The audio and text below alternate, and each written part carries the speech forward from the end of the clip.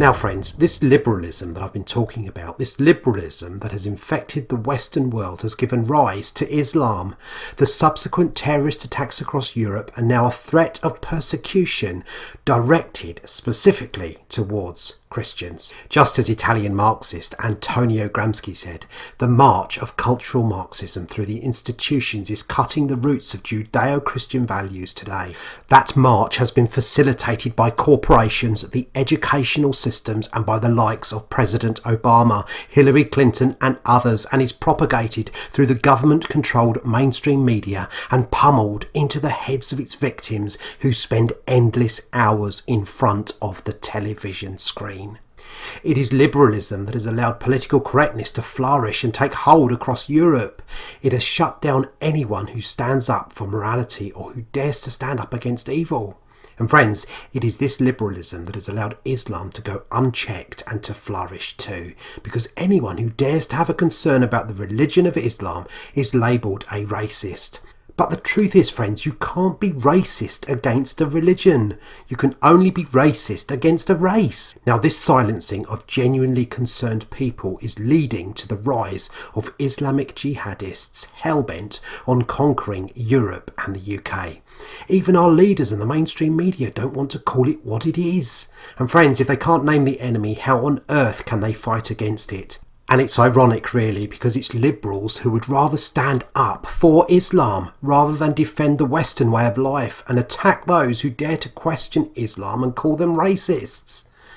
But when those same jihadists eventually come knocking on the liberals' doors, they won't take too kindly to their way of life. It doesn't make any sense at all. Everyone knows how women and homosexuals are treated in Muslim lands, and we've heard of the horror stories of Islamists throwing homosexuals off buildings. This liberalism has silenced the peoples and has led them to accept the actions of our leaders rather than to oppose them.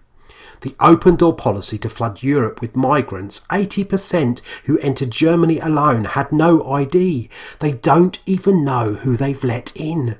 This liberalism has led to the German government and other European nations to issue warnings to stockpile in the event of a crisis. Friends, Europe has been flooded along with the migrants with many jihadists who have taken this golden opportunity to enter into our lands by stealth, rape our women and children and wreak havoc on Western society. German citizens have been told not to go out alone at night in some areas, and the trains are now unsafe to travel on in many parts, with stories of axings, knifings and beatings becoming commonplace. Angela Merkel said this crisis would change the face of Germany forever, and indeed it is doing just that.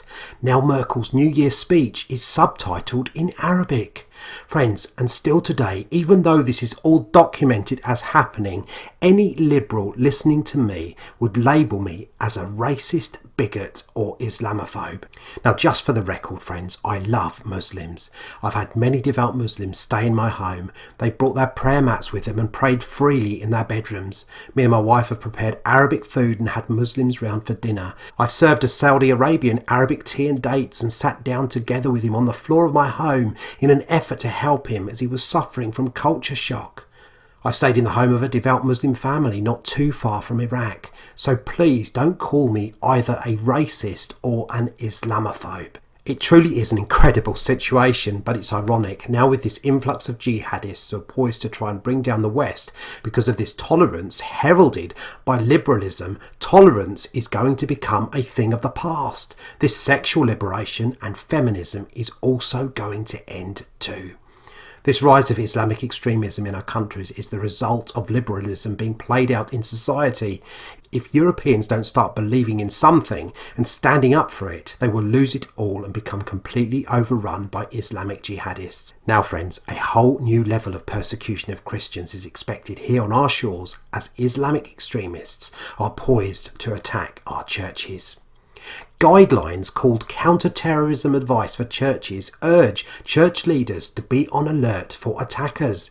It comes as the risk of terror attacks on British shores is believed to have been increased since 2 Islamic State terrorists brutally murdered Father Jacques Hamel in his church in France. And also after the more recent Islamic suicide bomber attempted to blow himself up during Mass in a Catholic church in the Indonesian city of Medan. When the bomb failed to detonate, the 18-year-old pulled out an axe and slashed the priest's arm. Now, these attacks have prompted counter-terrorism experts to rewrite advice for religious institutions in the UK. Churches should have bouncers on the door throughout services, and that church doors should be quickly bolted shut if necessary. Churches should install CCTV and alarms that can be triggered by pastors, and Christians should learn how to identify a semi-automatic weapon and should know how to take cover in the event of gunfire. The advice also features images of handguns and semi-automatic AK-47 rifles, urging religious leaders to respond quickly to give you the best chance of survival. Some church officials have even told their vicars to stop wearing their dog collar in public. Counter-terrorism expert Nick Tolson said, "Churches in the past were considered low risk. Now we know an attack is coming, and churches are one of the easy targets." Now friends, although this may come as shocking news to us here in the West, our brothers and sisters across the Middle East have been going through extreme persecution at the hands of Islamic extremists for years now. We've all read the stories and seen the shocking images of crucifixions and beheadings of Christians and the destruction of Christian churches. Now, if people want to believe that beheadings belong to those who hold to a distorted form of Islam, let's remember that Saudi Arabia, who by the way was shockingly elected in 2015 to chair the UN's Human Rights Council, executes people by beheading. Now, how any nation that executes by beheading could chair any human rights group, let alone the United Nations, is beyond me. Now, in the first 10 days of 2016, Saudi Arabia beheaded 50 people. The facts are, beheading was practiced by the Prophet Muhammad himself during the 7th century period of Islam and by most Islamic rulers thereafter. And not only that, friends, it's in the Quran. Here's some verses. "The punishment of those who wage war against Allah and his messenger and strive for might and main for mischief throughout the land is execution by beheading or crucifixion or the cutting off of hands and feet from opposite sides or exile from the land. That is their disgrace in this world, and a heavy punishment is theirs in the hereafter." Or what about this one? "I will instill terror into the hearts of the unbelievers, smite ye above their necks, and smite all their fingertips off." Or here's another one. "Therefore, when ye meet the unbelievers, strike off their heads at length. Then when you have made wide slaughter among them, carefully tie up the remaining captives." Now friends, of course, beheadings feature in end-time Bible prophecy. Those apostates who refuse to follow the world religious system will be beheaded. So this must lead us to ask a vital question. Are these beheadings spoken of in the book of Revelation in reference to Islam and its rule upon the earth in the last days?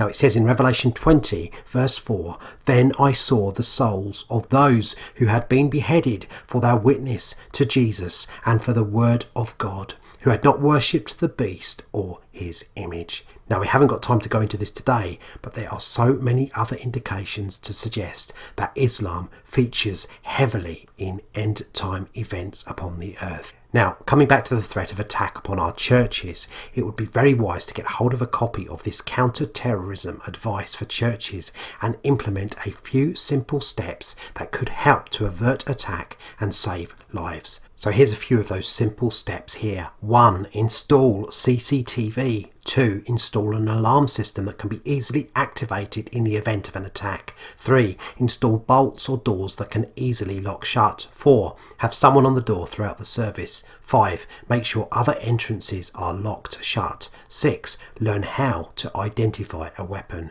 And 7. Learn how to respond if under attack. Now, more importantly, how do we respond spiritually? Let's have a look after this next tune.